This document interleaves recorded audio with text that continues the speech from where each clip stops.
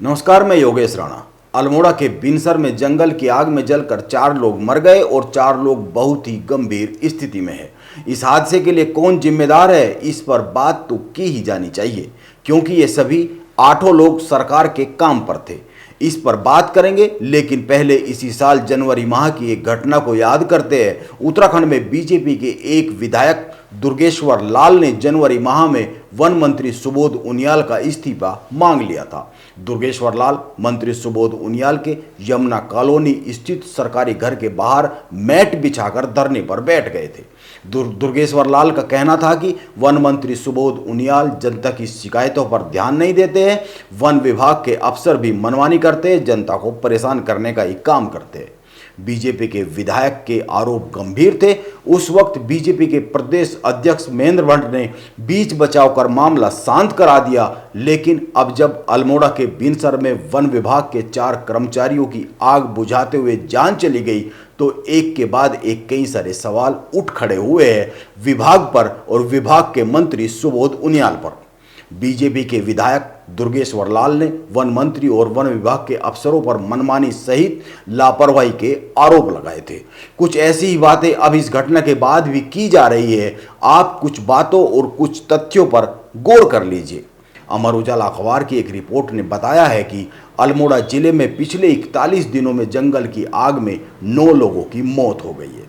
इनमें 4 बदनसीब ये भी है जो बिनसर में जंगल की आग में जलकर मर गए हैं। अल्मोड़ा में लगातार जान जाती रही और उत्तराखंड के वन मंत्री सुबोध उनियाल किसी भी घटना के बाद पीड़ित परिवार के पास नहीं गए। अखबार की यह रिपोर्ट लिखे जाने तक बिनसर में जो हादसा हुआ उसके 30 घंटे बाद भी वन मंत्री सुबोध उनियाल पीड़ित परिवारों के पास नहीं पहुंचे थे। वन मंत्री के जाने से एक तो अफसर अलर्ट पर रहते और दूसरे पीड़ित परिवारों को कुछ तो ढाढ़स बनता ही। यह एक जरूरी काम होता है किसी भी घटना के बाद विभाग के मंत्री का, क्योंकि जनता उनको इसीलिए चुनती है ताकि वो जनता के दुख दर्द को बांट सके। और फिर ये तो उनके विभाग के ही कर्मचारी रहे हैं जिनकी जान चली गई है और जो जिंदगी और मौत से जूझ रहे हैं। अब आप खुद ही सोचिए, क्या उत्तराखंड को ऐसे किसी मंत्री की जरूरत है जो इतनी बड़ी और इतनी गंभीर घटनाओं के बाद भी पीड़ित परिवार तक सांत्वना देने तक जाना जरूरी ना समझे। अभी उत्तराखंड के जंगलों में लग रही आग की घटनाओं में सुप्रीम कोर्ट ने भी बहुत ही कड़ी टिप्पणी की है। सुप्रीम कोर्ट में 17 मई को मामले की सुनवाई हुई। सुनवाई के दौरान उत्तराखंड की मुख्य सचिव राधा रतूड़ी भी कोर्ट में मौजूद रही। सॉलिसिटर जनरल के साथ deputy advocate general Jatinder Kumar Sethi भी उत्तराखंड सरकार की ओर से पेश हुए।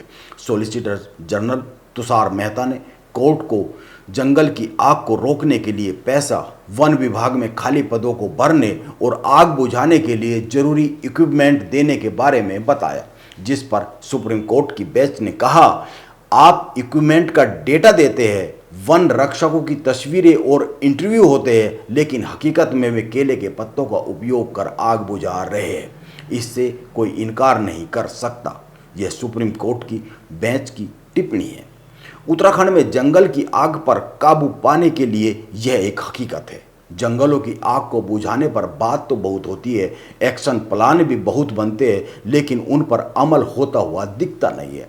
इससे पहले 15 मई को सुप्रीम कोर्ट ने सुनवाई के दौरान कहा था कि उत्तराखंड सरकार की जंगल की आग पर कंट्रोल करने वाली अप्रोच बेहद निराशाजनक है। सरकार ने एक्शन प्लान तो बनाया, लेकिन उसे जमीन पर लागू ही नहीं किया। अब सोचने वाली बात है कि एक्शन प्लान को जमीन पर उतारने की जिम्मेदारी किसकी है? विभाग और विभाग के मंत्री के अलावा और किसकी हो सकती है? आप एक और तथ्य पर गौर कीजिए। उत्तराखंड सरकार ने केंद्र सरकार से जंगलों की आग बुझाने के लिए 10 करोड़ रुपए की मांग की थी। केंद्र ने केवल 3.15 करोड़ रुपए ही दिए, यानी कि आधे से भी बहुत कम। यानी केंद्र सरकार भी उतनी गंभीर नहीं है जितनी होने की जरूरत है। अब जब पूरे सरकारी तंत्र का यह रवैया रहेगा तो आप कैसे उम्मीद कर सकते हैं कि संसाधनों के अभाव में जंगलों में आग बुझाने गए सरकारी कर्मचारी बगैर किसी नुकसान के अपने घर वापस आ जाएंगे? जंगल की आग में 4 लोगों की जान जाने के बाद उत्तराखंड के मुख्यमंत्री बहुत एक्शन में दिखे हैं। उन्होंने एक के बाद एक कई सारे निर्णय लिए हैं। मुख्यमंत्री धामी के आदेश पर उत्तरी कुमाऊं के वन संरक्षक और प्रभारी डीएफओ को तत्काल प्रभाव से सस्पेंड कर दिया गया है। मुख्य वन संरक्षक पी के पात्रों को मुख्यालय से अटैच कर दिया गया है। मुख्यमंत्री ने पूरे मामले पर रिपोर्ट तलब कर ली है और मृतकों के परिजनों को 10-10 लाख रुपए अनुग्रह धनराशि देने का ऐलान भी कर दिया है। मुख्यमंत्री ने इस मामले में बहुत ही तत्परता बरतते हुए काम किया है, लेकिन वन मंत्री और अफसरों की लापरवाही से मुंह नहीं मोड़ा जा सकता है।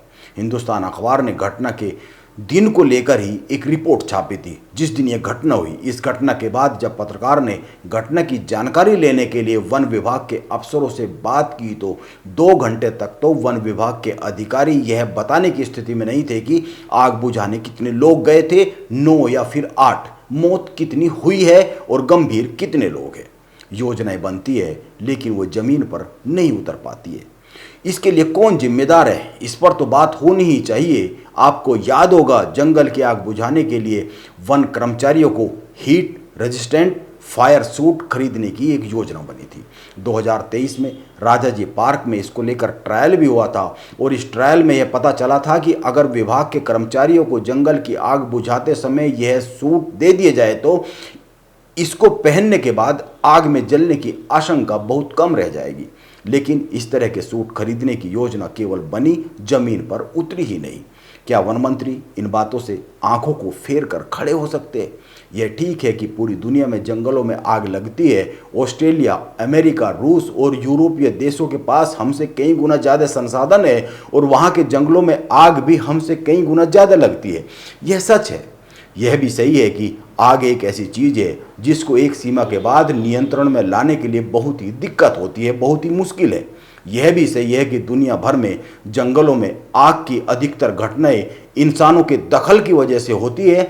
दुनिया में जंगलों में आग लगने की 80% घटनाएं मानवीय कारणों से, मानवीय भूल से होती है, मानवीय चूक से होती है और भारत में तो 98% घटनाएं मानवीय भूल या चूक के कारण होती है। लेकिन इस सब के बाद भी विभाग के अफसर और विभाग के मंत्री जिम्मेदारी से कैसे बच सकते हैं? उत्तराखंड की जनता यह सवाल तो कर ही सकती है कि इतनी गंभीर चूक के बाद मंत्री जी पर एक्शन हुआ क्या है। नमस्कार, मैं योगेश राणा।